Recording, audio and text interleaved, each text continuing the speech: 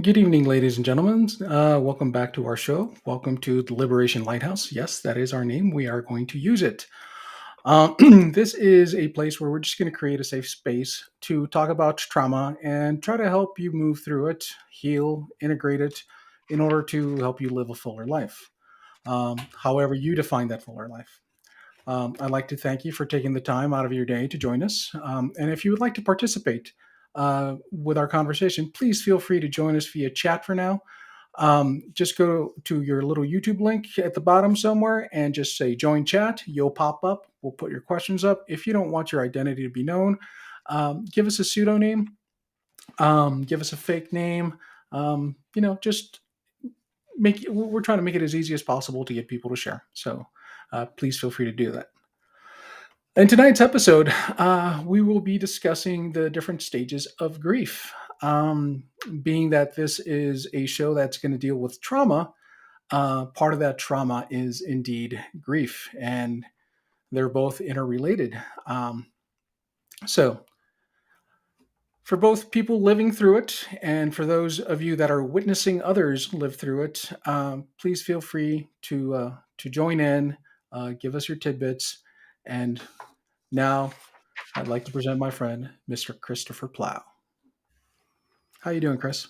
I'm doing pretty well today. Yeah, as you know, like the past couple of weeks have been a cycle for me. One of the reasons that reviewing the cycle of grief, the Kubler-Ross cycle of grief or grief cycle, has been helpful is I realized that in things I was going through now, like so new emotional issues that have come up.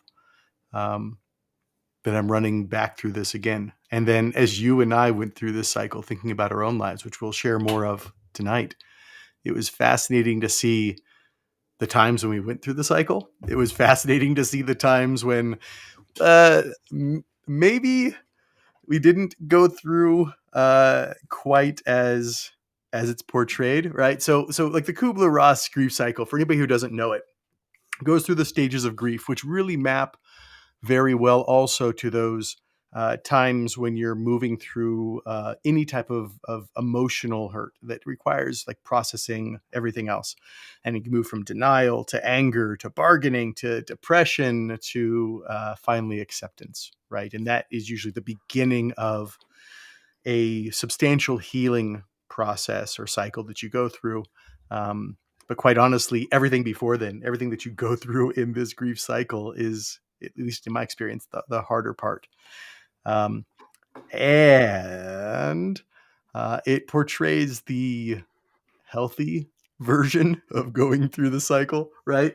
The ideal way, like, if we were all happy robots, like we would just do the cycle. Yeah. But like joking aside, like there have been times that I have been stuck in portions of this for ungodly amounts of time. There have been times, and we'll share more again as we're going through, but you shared that you went back and forth between like two parts of it and never, well, eventually did, but for a long time didn't complete them. Well, for me, as is related to PTSD, obviously I got stuck in anger a lot. But but I am so good at this thing. I was playing hopscotch with it. Mm-hmm. I was skipping. I was skipping quite a few things along the way. I was skipping the bargaining, going straight to depression, back to anger, depression, anger, denial, denial, denial, depression, anger. So not the I'm healthiest imagining way. like a little screen lighting up going It's bing, like boop, bing, bing, boop, bing, boop, bing, boop, bing, boop. like pinball, right? Exactly, exactly. And for me, it was a hopscotch game. And Mm. again, the grief cycle is supposed to be a normal, healthy, whatever that is, right? I think Mr. Kubler or Ross, or if it's the same person, Kubler Alf Ross, um, just It kind of is. went with Uh, what it, made more just sense to him. FYI, Kulu Ross, it's a woman, It's a woman. and Oh my goodness. yeah, and that's her hyphenated last name. Oh, okay. Well, I think she should feel empowered and just kept her maiden name, but more power for the hyphenation. My wife does the same thing. Mm-hmm. I just, yeah. If I write a book, go my name on it. But anywho, yeah, I think we both kind of, chatting with you and looking back at my own situation. Um, Hopscotch is the way that I thought of this stages of grief as it related to my personal trauma. Yeah. Maybe I could have gone through it a little bit faster had I not gotten stuck and taking things in order, or gotten help a lot earlier. But it is what it is, and life is a series of zigzags and U-turns and mistakes and getting back on the horse, and add whatever saying you want in there. But yeah, it's not as simple as 1, 2, 3, 4, 5. Yeah. Yeah, It's so like to that point, where I find this useful. Two things. My mind's going two different directions. So the first yeah, one is life never goes from A to B, right? If you've ever seen that diagram that shares, like A isn't like life isn't like A from here to B over here. It's A squiggly squiggly squiggly squiggly squiggly squiggly squiggly squiggly B, right? yeah. And sometimes not even B. Sometimes it's straight to D.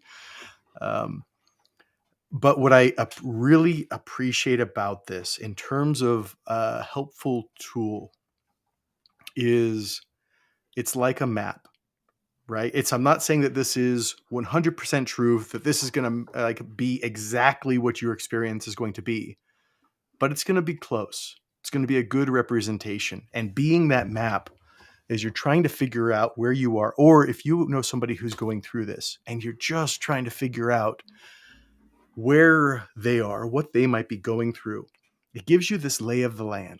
And once you can see the lay of the land, it becomes easier to go, oh, that's what I've been experiencing. Oh, like that's a place I've been getting stuck. Oh, like I'm never really getting to there. And beyond there, what I appreciate, and I'll show the graphic that I like for this grief cycle a lot.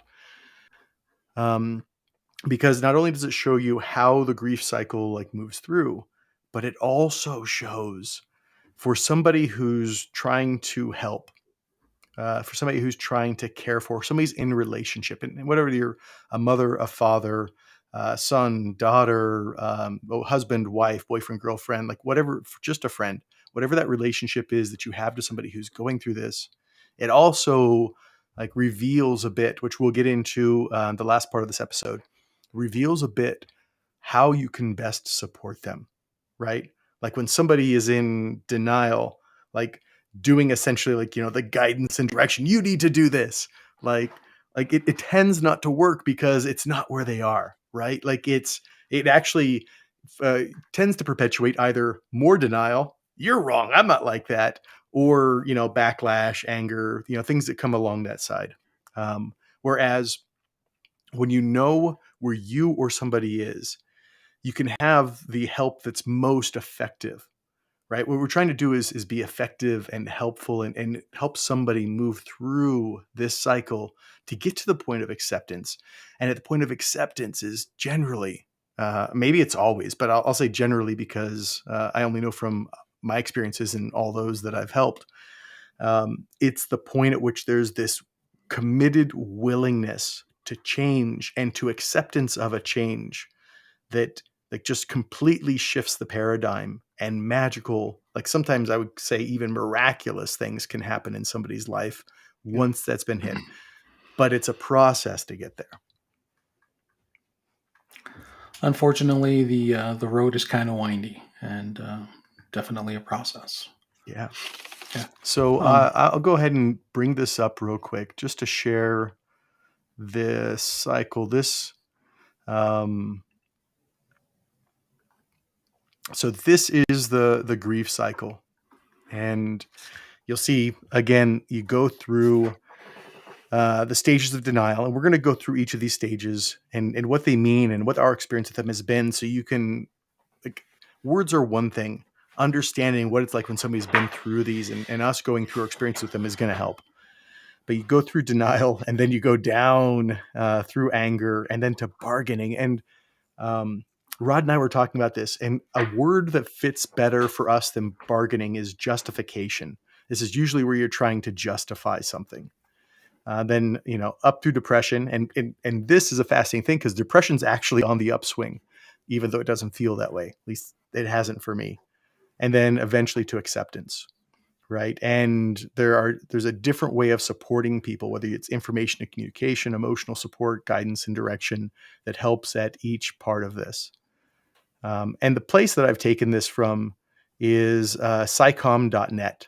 So they've essentially done this graphic for the Kubler-Ross grief cycle. I just want to give them credit for it. And just for anybody looking, the last line got kind of cut off.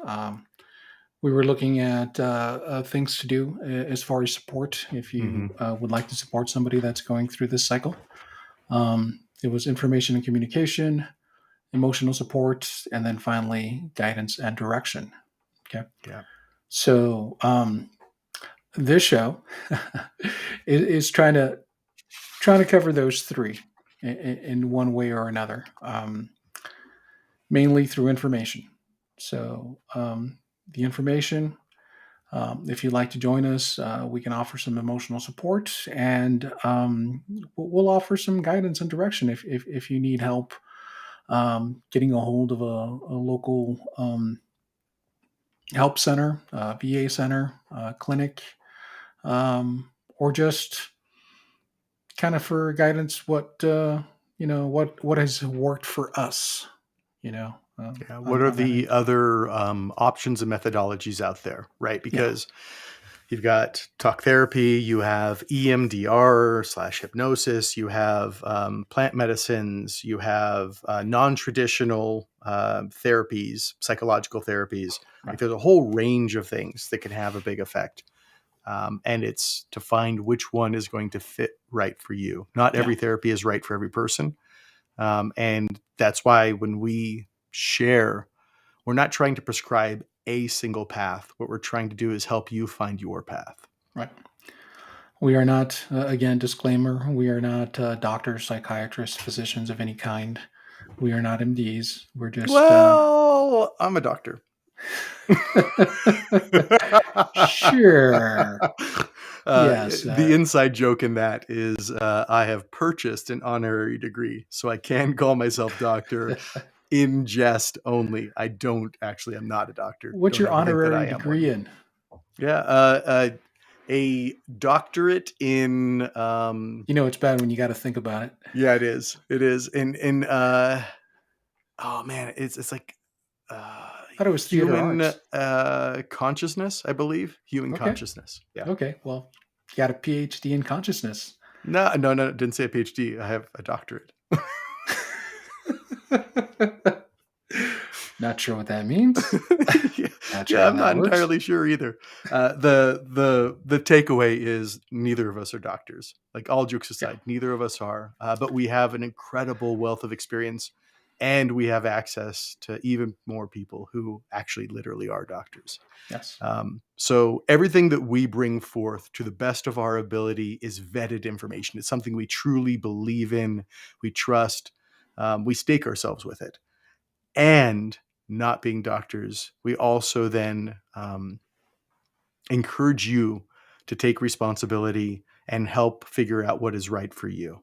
Right? We can't prescribe for everybody, especially the fact that this is a broadcast and we're not there with you one-on-one in person. But by lighting the path of what is available and opening that up and sharing with you how our lives have changed, I know that can become an important step in moving forward. All right. So we take these in order of appearance from 1 to 5?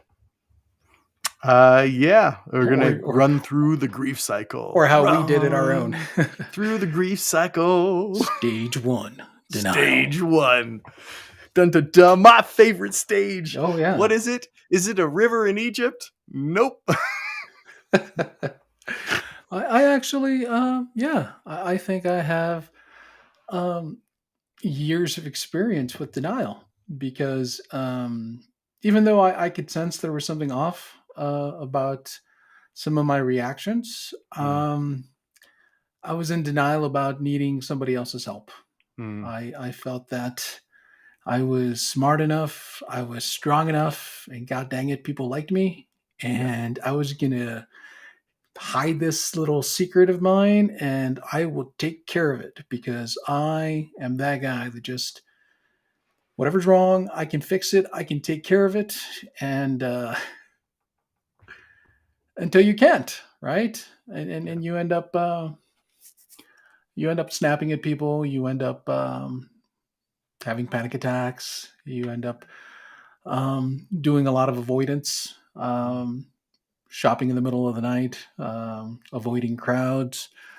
Yeah, Uh, so a lot of coping mechanisms come in here, right? yeah, So that denial, like a denial is like a at its core, it's lying to yourself, right? yeah. And lying to oneself takes a lot of energy. It's not easy, and often takes a lot of distraction. So you're gonna see all the things in here from maybe I drink a little much to my favorite, workaholism. There's a few of these coping mechanisms that people applaud you for, and Yeah. it's the culture that we live in. Putting on that happy face mask when you visit Yeah, family. For everything's me, great. Yeah, yeah, when you ask somebody a question like, awesome, "Hey, how are you doing?" and you can just awesome, sense they're like, "Yeah, great. Yeah, yeah, yeah. No, like great. Things are great." yeah. And you're like, "Are you okay?" "Yeah. No. Do you want to talk about it?" "Nope." No, everything's fine. I Yeah, got this. I got this. Yeah, That one right there. Well, and sometimes we do got this, right? And especially if we're in a group that's supported, we yeah, can have this. We can got this. But that I got this coming from that place of I am unwilling to even consider the help of somebody else.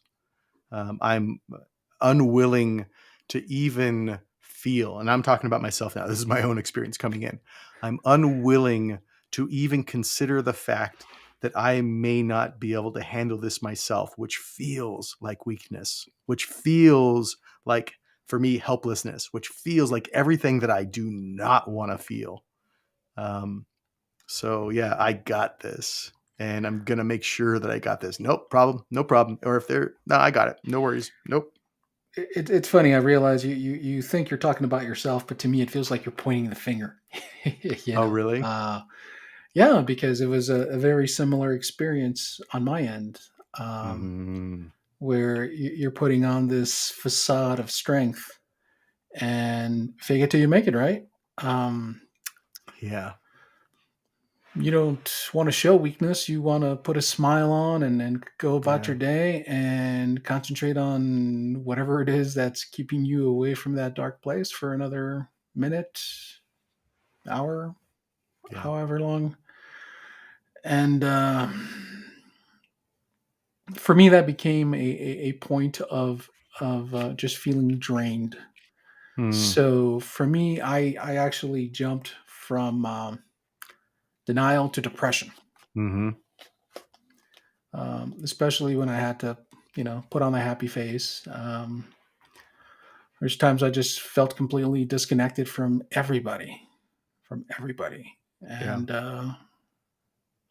yeah, yeah. Like I said, I was pretty good at hopscotch there for a long time. Um, yeah. yeah, Things for the denial phase, like other words they use to describe it, I think work are avoidance. So right, avoiding even knowing that there's something going on. Somebody within my family once had a conversation with him, and and I remember him saying specifically, he's like, I can't stop. If I stop, I'm going to think, and there's no way I can do that. Right. And so there was this actual awareness yeah, that I can't stop, but not even of what he couldn't feel or couldn't think on or anything else. It was just can't stop. Right. So avoidance can be a big one. Confusion can be a part of it because one way to keep yourself in denial is to remain confused, right? To like, maybe something's wrong, but I don't even know what it is, so it doesn't matter. Like yeah, that's a way to perpetuate that elation, putting on the happy face, the happy mask that we talked about, and then this one's come up a lot for me. Like I'll definitely do the coping mechanisms and the active avoidance stuff. But what's come up for me a lot is um, shock, disconnection, or disassociation, right? Like it's like I call it the floating head syndrome.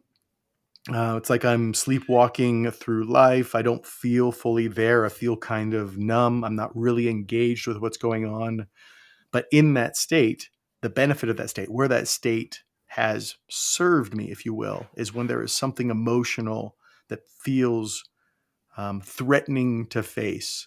It's allowed me to continue working, moving, doing things. Again, Surviving. surviving, useful at a time and for maybe a period of time, but not a way to live. That's the problem. We use these coping mechanisms as ways to live, as opposed to using them to simply cope for a little bit and then get to a space where we can then unpack, process, feel, reconnect, all the things that we need to do. Definitely. I feel like we need to pop the chart back up. Do you mind Yeah, putting with that chart pleasure. back on there? 100%. I think just having a visual, and if you're listening to this on a podcast, we'll read the stage, and then we'll talk about it. Mm-hmm. And Yeah. also in the show notes, both on YouTube and when this is released as a podcast, I'll include a link to the article that we're referencing here as well. Okay. So that was denial. The other thing that I can think of with denial, and having met a few people along the way, and after chatting with them, I find that this is often a similar thing with people that are in AA, where um, they didn't feel they had a problem either. Drinking Mm. wasn't a problem for them. Mm-hmm. I don't have a drinking problem. I can drink just fine. You Mm-hmm. know, for me, it was something's off, but I got it. Like, I'm I'm I'm working on it. It'll be fine. Yep. So yeah, yeah. So that was number one, denial. Number Moving two, from there, number our two, our fan favorite here. I think we've dealt with this one. yeah, Anger. In anger. anger, according to this Kubler chart, and I'm sorry, Dr. Kubler Ross. I'm just trying to make Kubler, it's been Keebler Elf, Kubla Keebler Elf, Kai, Kubler Kai, yeah, Cobra Kai, like all Karate Kid. meant with love With love. and jest. Yes. Absolutely. These again are the 5 cycles of grief. Anger, and anger can show up as frustration, irritation, or anxiety. Mm-hmm. And I'm going to say guilty, guilty, guilty, and guilty. Yeah, 100%. Hmm. Like with that, one of the reasons that this has come up for me is I'll realize that I just start feeling irritable. Like, and I don't know why always, but like there's this irritability that comes up, and I get to that point, and for me, I've pushed down anger a lot in my life, and so what has been expressed to me by those who have faced my anger and have encouraged me to get help, of which I am way better, is it's like nothing, nothing, nothing, nothing, nothing, boom, right? Yeah. My internal experience is different. My internal experience is, oh, this is bothering me. Okay, it's getting worse. It's getting worse. It's getting worse. Oh, this is really irritating me. Oh my God. Boom. Right. So I feel the whole range of the, minor irritation all the way to I can't stand this explosion. But on the outside, again, that disconnected thing, that pushing down anger, it's like stonewalled until there's a point where it's like, whoosh. And I believe that a lot of that anger and irritation comes from the fact that there is something within us, like that little child inside, if we want to think about that hurtness that's inside that is just looking for attention, just needs to be cared for.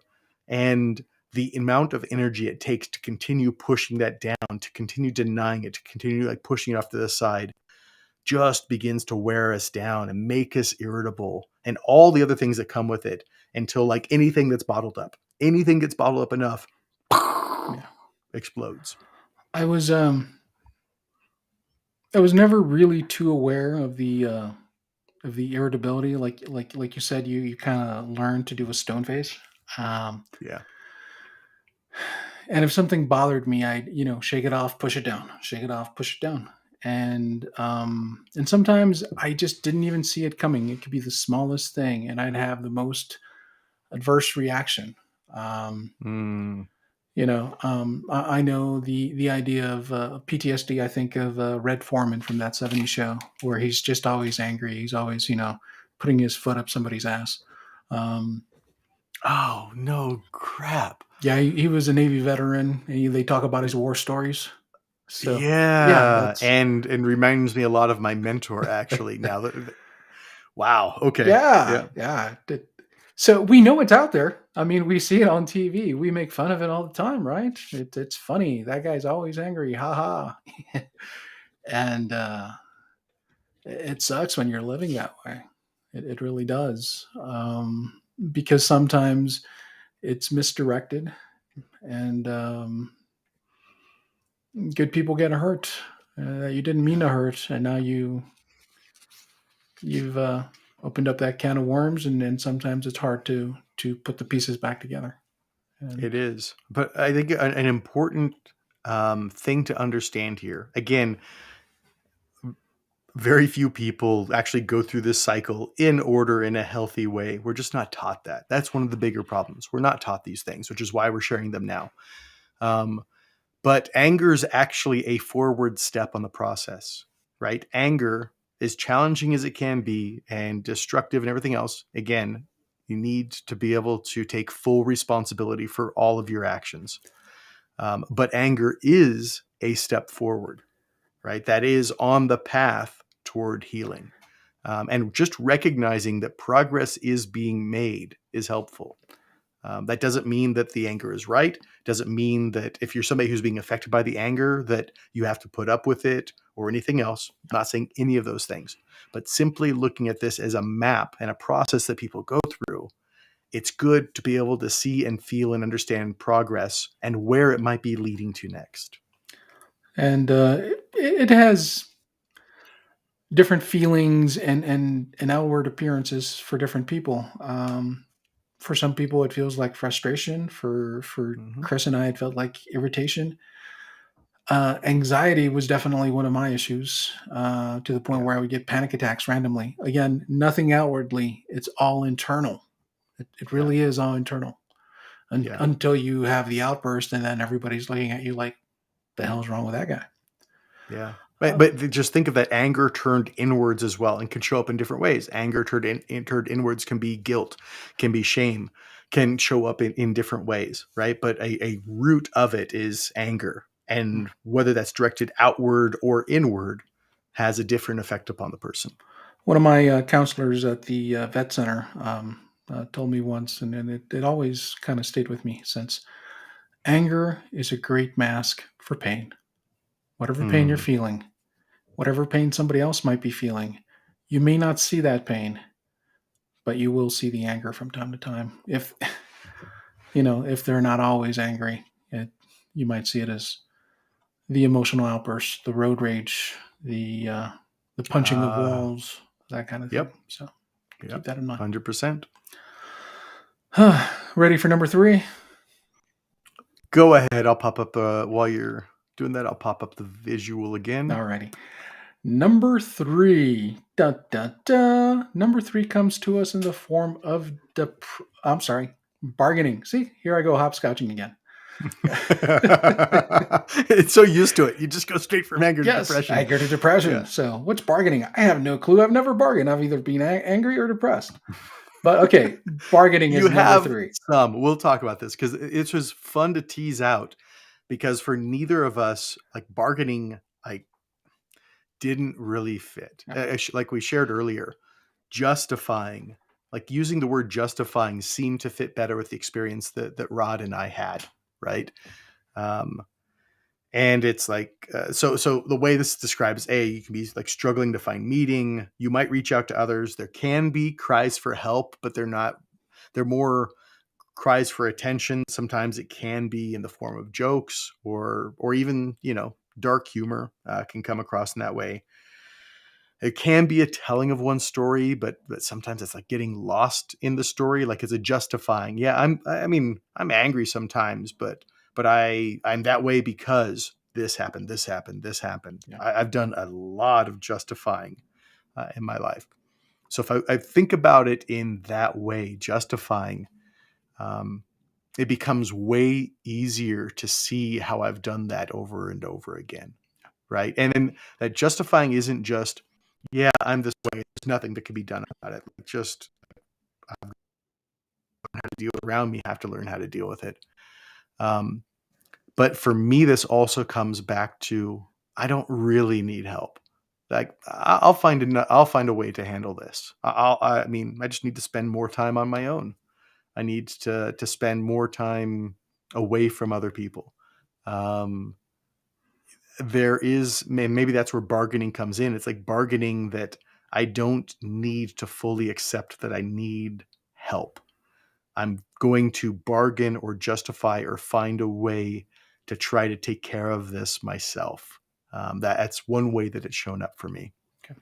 Now, if you're on the helping end, if you know somebody's in denial or the early stages of anger, our chart shows that information and communication are the best things to help that person, to just offer. When we're coming down from the anger and going into the bargaining, um, emotional support, um, that's very important. I know that was kind of like my anger, so I wouldn't go off the rails too much. So, emotional support as you're in the late stages of anger, or deep in the bargaining, and just before depression. Just be there for that person. Just lend them an ear. Lend them a shoulder to cry on. That kind of a thing. As far as my bargaining slash justification, I think I went straight to denial again for me. Uh, Mm, you have the panic attack. You pull over the side of the road. You're hyperventilating. You hmm don't try to find meaning. I didn't try to find meaning. This is where my approach was very unhealthy. I went right back into denial. Right? What the mm. fuck was that about? Keep going with your day. Just you know. Oh, well, whatever. I've got things to do. Sometimes the body does a weird hiccup, and you pick yourself up. You dry yourself off, and you keep going. You keep going. And yeah, I started seeing a lot of that, just out of the blue. My triggers would catch me off guard, and I would get the panic attack, the anxiety, the hyperventilation, the sudden burst of adrenaline, for no good reason. Yeah, And my justification was nothing to see here. Just keep going. yeah. Or um, I'm just feeling emotional that day. There's nothing wrong. Mm, It's just you know. Um, and to the point where when it was really bad, I was trying to justify it by saying, I think I might be bipolar. There's something off, and I think I'm bipolar, right? mm. Not Yeah, yeah, PTSD. yeah.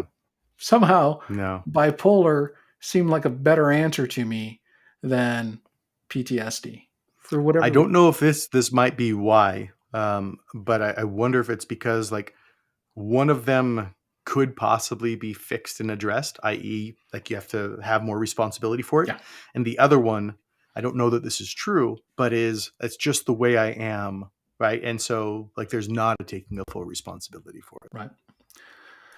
I think it was a denial of what it could possibly be, and then Mm, a substitution for something that was at least seemingly treatable mm, for me. And it mm, goes back to that, I got this. I still got this. I fell. I'm picking myself up. I still got this. mhm. Walk it off. Walk it That was off, my like, yeah, approach. That was my approach. yeah, yeah, same. I'm balled up on the side of the road, crying like a little baby. Put myself back together. Walk it off. Get back to work. Yeah. Uh, yeah, yeah, Another place that I've seen this, and it's just clicking for me now in terms of applying it to this cycle. So I've had an 11-day process that I've guided people through to help them with PTSD, and it's deep, it's intimate, it's one-on-one. I'm not recommending it or saying that it's the way to go. Any of those things. I'm just sharing it for perspective, because committing 11 days is a big commitment to overcome something like PTSD or other emotional hurts. And what's often come up for people at this time, I'm just like putting this together now. Well, okay, but um, do I have to come to you? Can't you just come to me? And I've keep in mind, I've done this as a like this is my gift, right? I haven't charged for this, haven't done anything. I'm taking 11 days out of my life. Not to say that I'm a saint, but I just want to give some perspective on this, right? Um, and it's like, no, like we're doing it where I'm doing it for a reason. It's to get away from everything, to make sure that we can focus on this, to give us space to like address this rather than being caught up in everything else that's going on in your life. And the next one that comes is, well, how about a weekend? Can we do it in a weekend? No, This no. ain't a I drive-through, mean, motherfucker. you might be able to. And there are so many therapies that are great and so many other people who do things that help people, right? So I'm Right. not saying that a weekend can't have tremendous, beautiful impacts. But what I'm calling people to do, and then the bargaining that they get Oh into, yeah. well, but can't I? Well, but can't I? But can't Yeah. I? Um, I'm now seeing that as a natural part of the process. And what the way I felt about it, understanding it now like this, is I could tell, and the biggest reason that I said no um, was because I could tell that they weren't ready to really commit. And it's true. Like now I look at the cycle and go, no, I guess there's still a point before acceptance. There wasn't a commitment. And even if we had taken that time without that full commitment, it likely wouldn't have led towards a result, which would have allowed somebody to just go back into some other form. Like, see, told you it wouldn't work. See, told you I was like unfixable. There's nothing I can do. And you just Right. run back through the cycle again. And the other reason for traveling is the plant medicine may or may not be decriminalized in your state. That's a big one. Mhm. So again, don't go buying, plant medicines from your local neighborhood, whatever, unless you really, really trust them. And make sure that it's decriminalized in your state, because nobody wants to serve any jail time for trying to get better.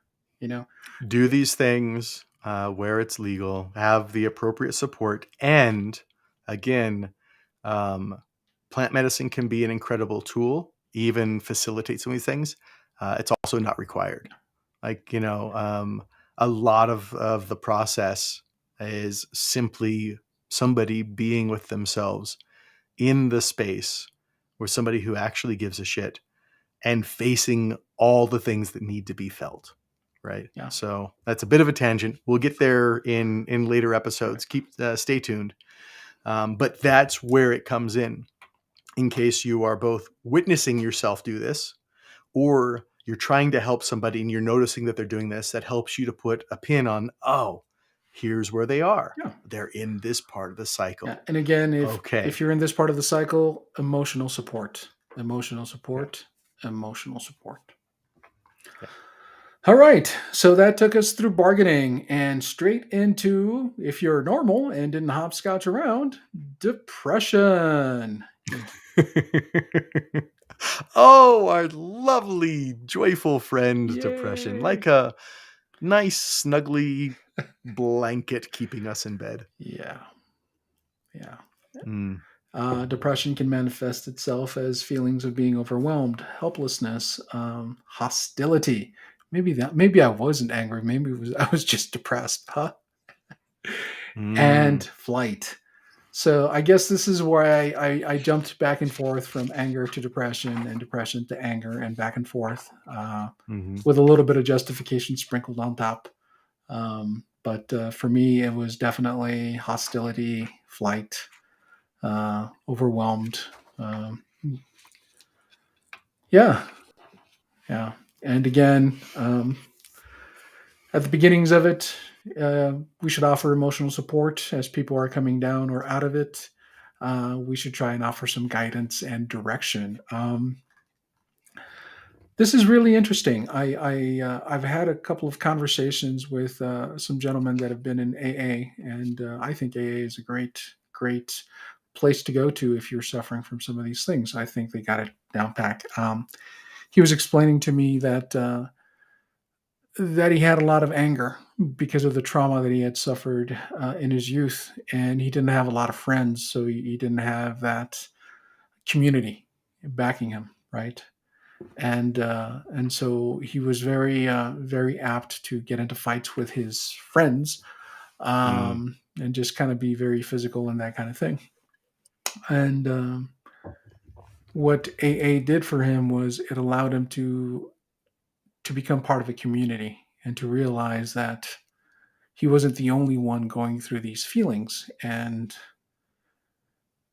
back to what we're doing here, we're trying to provide some of that. We're trying to provide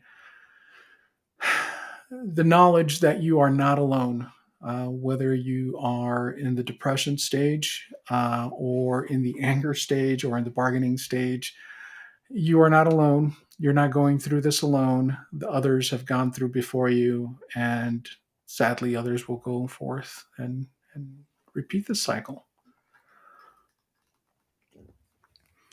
the words that I would use when I was going through that depression fits, apathy, melancholy, just a general lack of motivation, right? But it's not just like, oh, I want to avoid my work or my homework. Like it just pervades a lot of life.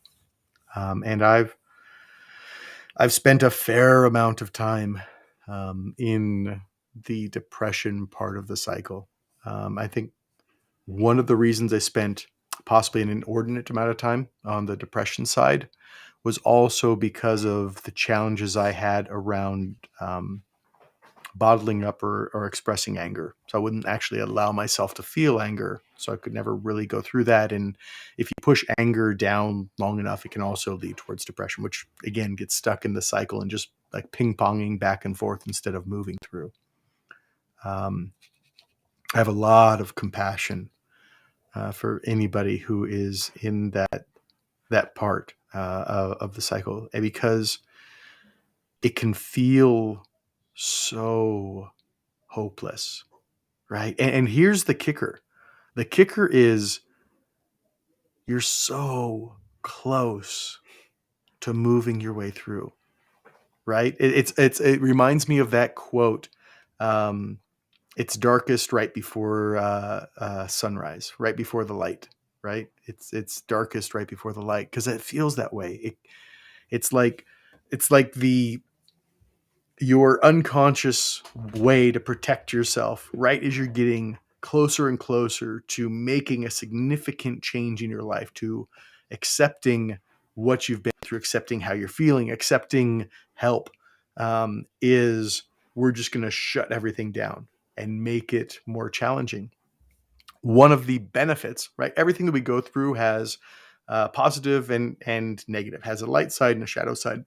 One of the benefits of the um, depression space is it tends to, because you're not as focused on the outside world, you don't have the energy or motivation to do a lot of things on the outside. It often will focus energy more on the inside into what is it that you're actually feeling, allowing an opportunity to be truthful with yourself, um, choosing to accept help because it feels so hard and so heavy, sometimes even just to get out of bed, right? And so that's the light side of going through this at that time, is it can actually be a facilitator for help. Um, and just to It's so hard. Again, I know the difference between hearing the words and feeling the words. I know the difference between somebody saying something and feeling it yourself. It can feel light years apart. But just to have some recognition that if that's what you're experiencing and you've gone through these stages of the grief cycle, like you're almost there. You are almost there. So what is it that you can allow? Who is it that you could possibly open up to? Um, in what way could you share with somebody that this is what you're going through? We'll have in a later episode, I'll share more about the one last talk that I gave and um, For those not the time familiar right. with One Last Talk, could you explain that a little bit? Yeah, it's again, we'll go into it more in another episode, and I'll include a link down below on this. But the one last talk is, if you can give one last talk to the world, what would it be? And the one last talk that I gave was on the the weekend of my 39th birthday, where I went from choosing to end my life to choosing, because I was in such a rock bottom place, choosing to open up first to my grandmother and my aunt, and then later to more and more people about the depression and everything else that I'd experienced. Right. And so this dark place where I felt depressed, disconnected, hopeless, and everything else became this fertile ground where, with that choice, because I had had a conversation with somebody who helped give me belief, like I made a different choice then. I opened up in a way that I never had before to people who cared about me and who loved me. And my reality shifted and changed, and I began to get the help I was looking for. So that shift, that going from one place in this, like being well within the depression, to hitting acceptance and then help, literally happened. My life literally changed in the space of days. Literally in the space of days. It can be that quick. Still took longer to go through it. Like the getting of help and the acceptance and the integration, everything else is a longer process. But that shift and change can happen that fast. And when you feel hopeless, that's a beautiful thing to remember, because it feels like I've been this way. I felt that way for 25 years, and I was be damned if I thought it was going to take another 25 to feel normal. Um, and it doesn't, no matter what. That's just what I wanted to get across. I'm proud of you, man.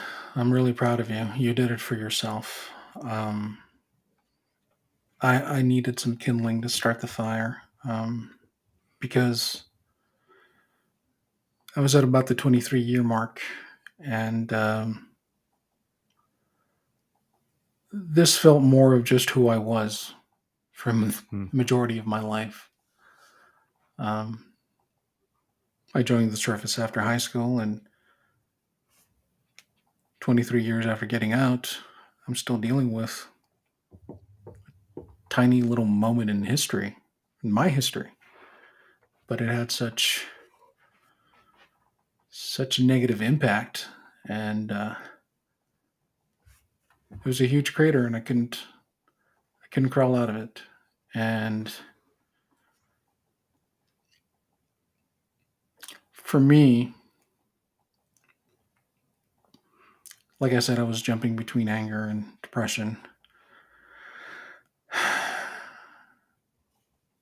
And for me, I needed somebody on the outside to point it out, because Hmm. if they could see it, I wasn't doing a good job hiding it anymore. And and that was my wife and my daughter, and Hmm. that was definitely the spark that got me off my butt, and started started looking around to see just where I could reach for help. And I'm glad I found it. I'm glad I found you. I, it was divine timing, my friend. Divine Divine timing. timing, right? Um, and I fucking love you. I just fucking love you. Feeling is mutual, my friend. And And B, for anybody like listening, when we get done with the cycle, we're going to go back through for those who are supporting or in relationship with somebody who's going through this. But this is why, ultimately, at this point, whatever it is that gives you the strength to make that choice, to face something, to accept something um, that feels terrifying. And terror is the only word that I know how to use, like just the deepest depths of fear, right? Whether that is for yourself, whether that is for a family member, whether it's for your wife, your daughter, your husband, your son, whether that's for a friend, whether it's just because, fuck it, I'm this stubborn and I'm not going to go out this way. Whatever the reason is good enough. Doesn't matter. Yeah. It's the fact that you get there. That's the important thing. And getting there leads us to the last step in our cycle, which is acceptance. You want to pull that up for us, please? I will.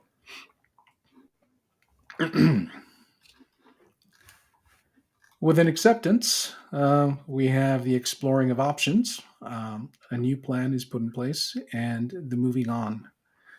And for those of you that have been with us, or if you'd like to listen to my story, episode 1, I unknowingly went through all of these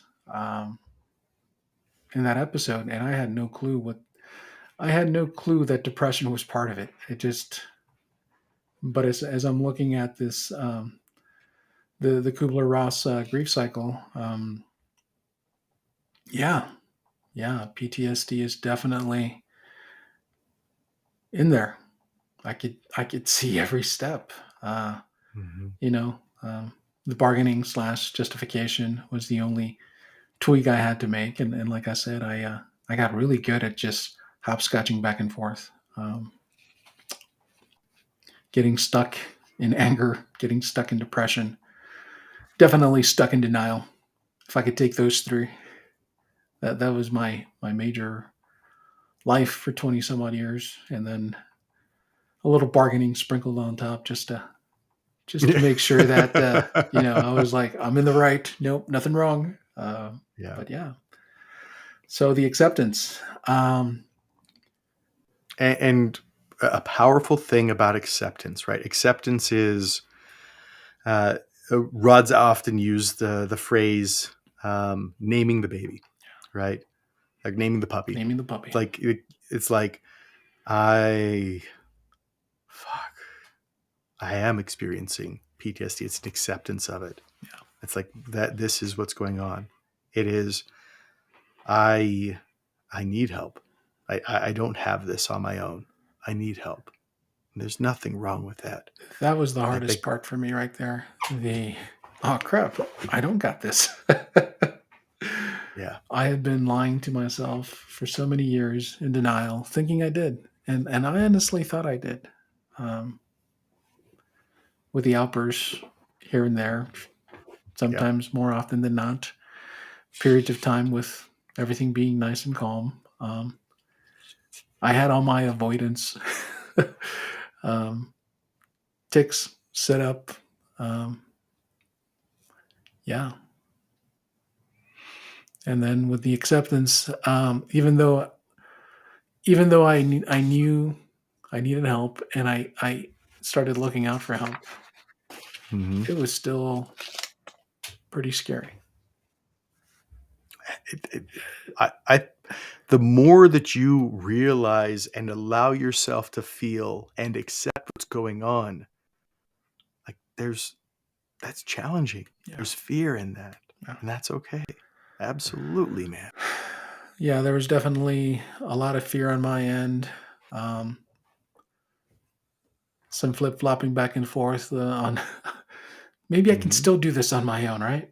And Mm-hmm. yeah, Mm-hmm. yeah, no, I don't. Yeah, pop back to I just, justifying for a little oh, bit. yeah, Yeah. yeah, and then kind of like, no, no, that's BS, and the wife's gonna see right through it.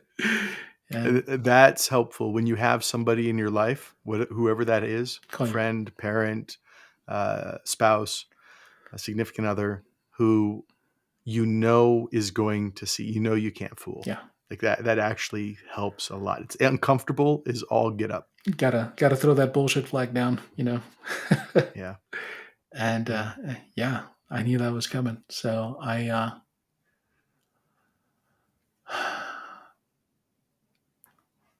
I did everything I thought I had to do. And we don't know what we don't know. But then now I know, and I know better. Hmm. So going back to the dial, going back to reliving that cycle again, I didn't want to do it for another 20 some odd years. Hmm. Um, it took that much out of my life, and it took a toll. And much like you, Chris, I didn't want it to take that much more. And for me, the thought of my daughter seeing me as that PTSD'd out dude that lives with them just Yeah. broke my heart. Yeah. Just broke my heart. And you know, I often credit my wife for starting me on that pivot point to try to not be weird, not be crazy. And again, not Hmm. naming the baby yet, or the dog, or the Hmm. puppy, or whatever you want to call it. And definitely hearing my daughter cry um, when I was in a very dark place, it just kind of snapped me out of it and said, "Fuck, I can't do this on my own." Yeah. And that was the pivot point of acceptance for me.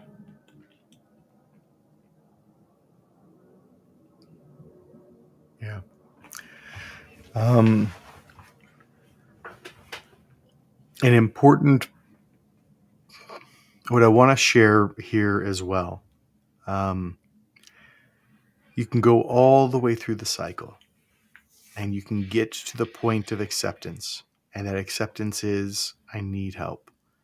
And then, as one of the bravest things you can do, you reach out for help.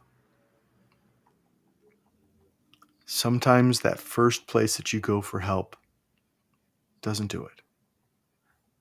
And after you have been so fucking brave, and then it feels like the door just got slammed in your face. Either it was somebody who wasn't ready to help you, or it wasn't the right methodology that worked for you or what you needed at the time, for whatever reason. It is so easy and even understandable, completely understandable. It's so easy to go, fuck it. See, told you, can't be helped. And then to flop all the way back to anger, denial, depression, any of the other things. And there's the one thing I want to share is try again. Like try again. It's I know it's not easy, especially after you've just opened up and you feel like you've bared your heart, your soul, your belly to the world. All you want to do is armor up again and like throw the double fingered flag and like F you guys. Um, it may take more than one try. It may take more than one method. It may take more than one person. You were brave enough to take the step. You can also take it again. And realize this is heavy for a lot of people. Some people aren't ready to see you in that light. Some people Mm-hmm.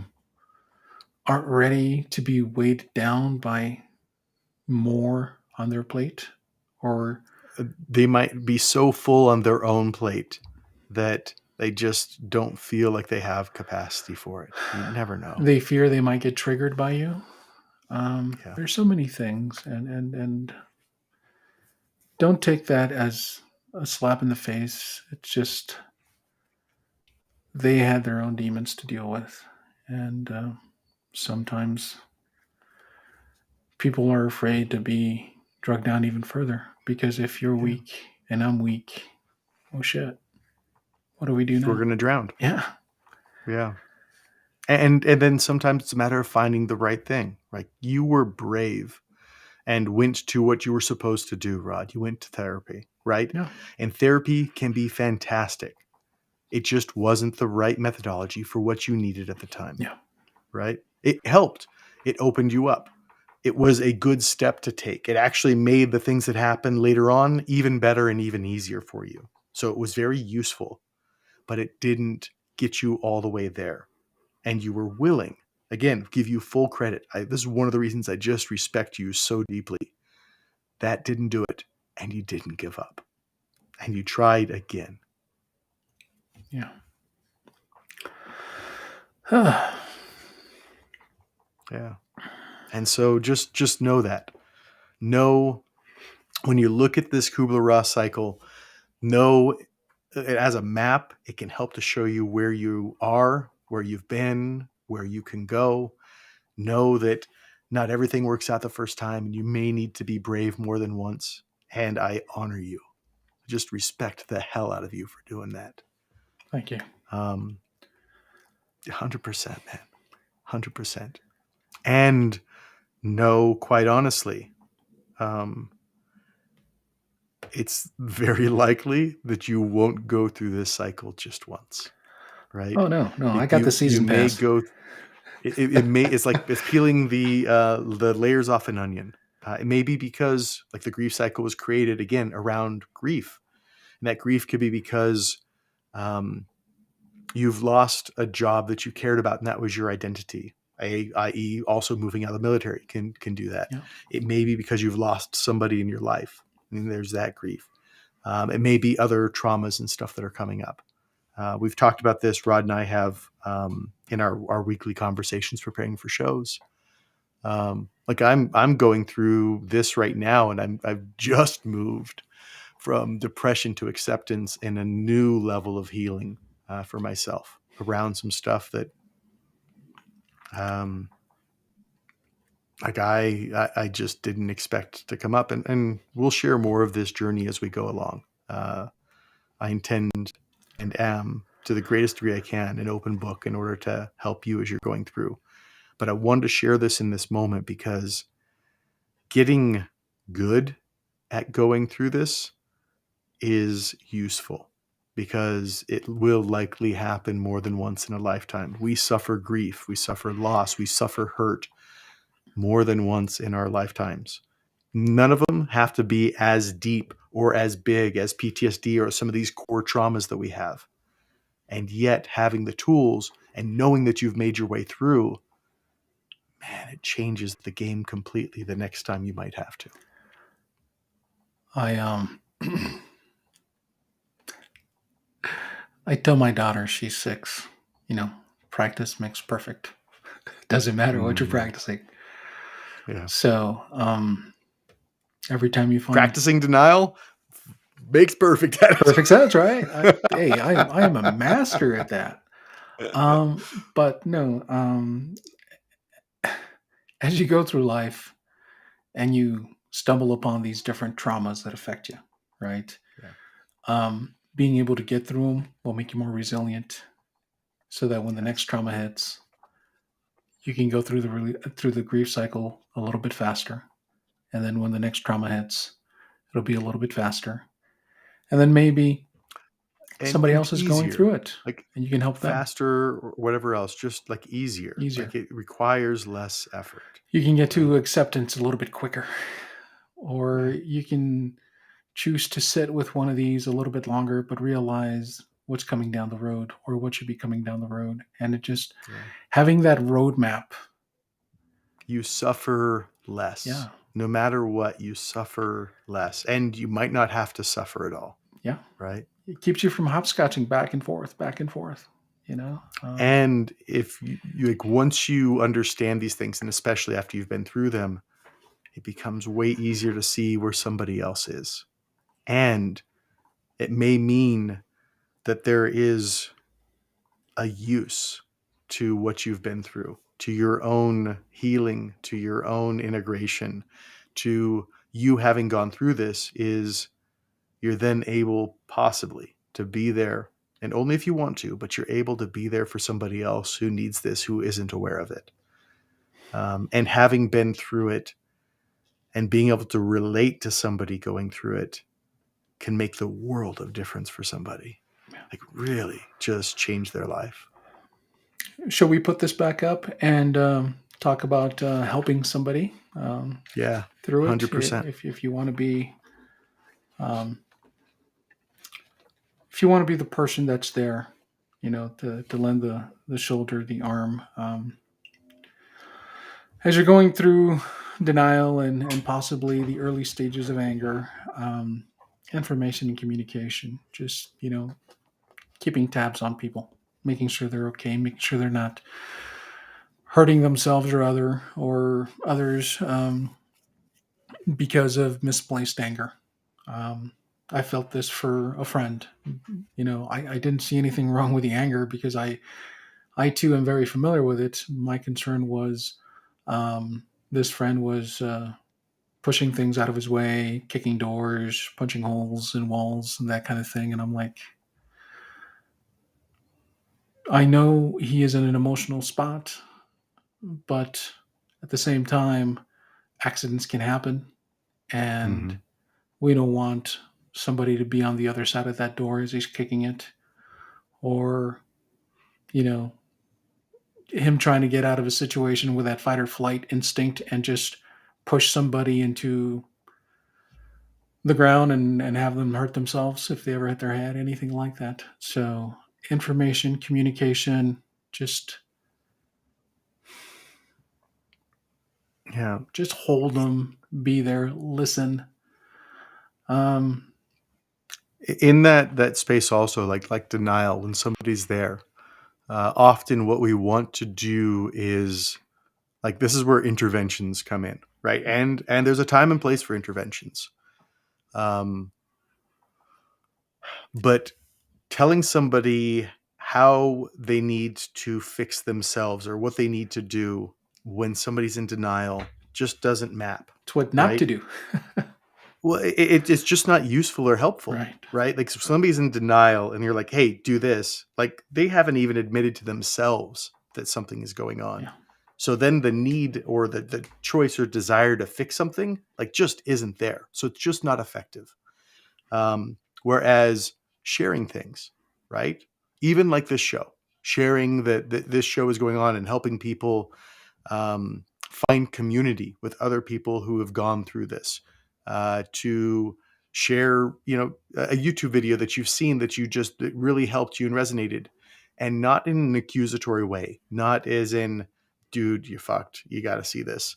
Try to slide it But in between, cats playing the piano and then, the cat getting scared by a cucumber or yeah, something silly. yeah, I think of non-confrontational. It's about caring.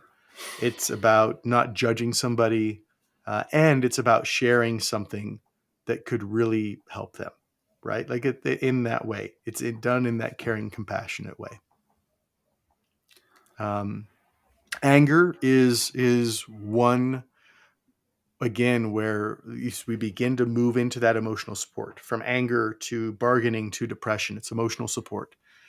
The key thing I want to point out here, I hope it's obvious, but I'm going to make it even more obvious. If that anger is directed at you and you feel unsafe, or if things have happened that are completely unacceptable, remove yourself from that situation. You do not have to put up with that. That is not at all what we are saying. Yeah. But often that anger can be directed in other ways, in towards somebody, or they're, out towards the world. And you can be a person who can be there for them, but you should not be endangered or impacted by that anger. That is not acceptable.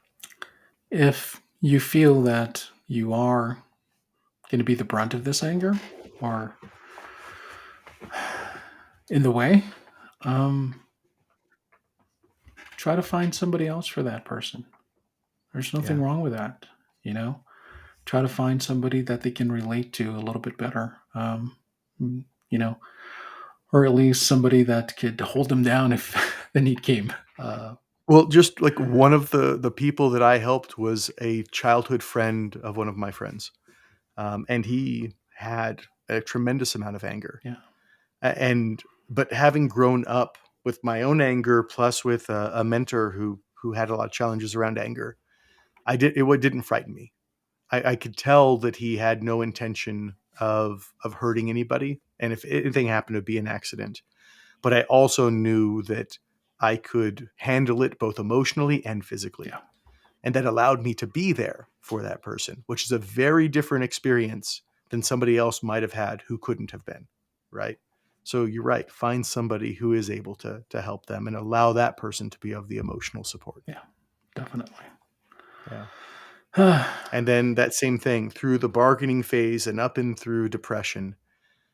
Like, it's about helping somebody understand that they're cared for, that they're not alone. Lending an ear when you want to, can or are able to lend an ear. This is not about placating somebody or helping them justify what they're going through, or supporting them in creating this story of I can't change, etc. So this isn't about what's the word I'm looking for? It's not about being a participant in their own delusions or anything along those lines, but simply caring. I get it. Life is hard. Life is I love hard. you. And, If you want to look for help, I'm here for you. No matter what goes through, I care about you. You need somebody to talk to or to call at 2 a.m. If that's right for you. Don't put yourself in any situation that's not right for you. But if that's right, hey, call me at 2 a.m. I'm there for you. Right? sometimes people just need a hug. Yeah. I've found that just hugging somebody can sometimes de-escalate that feeling of being overwhelmed and feeling cared for. So, yeah. And then as they begin to move out of depression and into acceptance, like that's when guidance and direction comes in. That's when helping them find people who can actually help them. Yeah. That's when, like suggesting and even encouraging different healing modalities. That's where going, hey, you know what? Let's go do this together. Yeah. Like all of those things, that guidance, that direction, that help, like that's when somebody's actually open to it. That's when they're going to receive it. That's when it's going to be effective.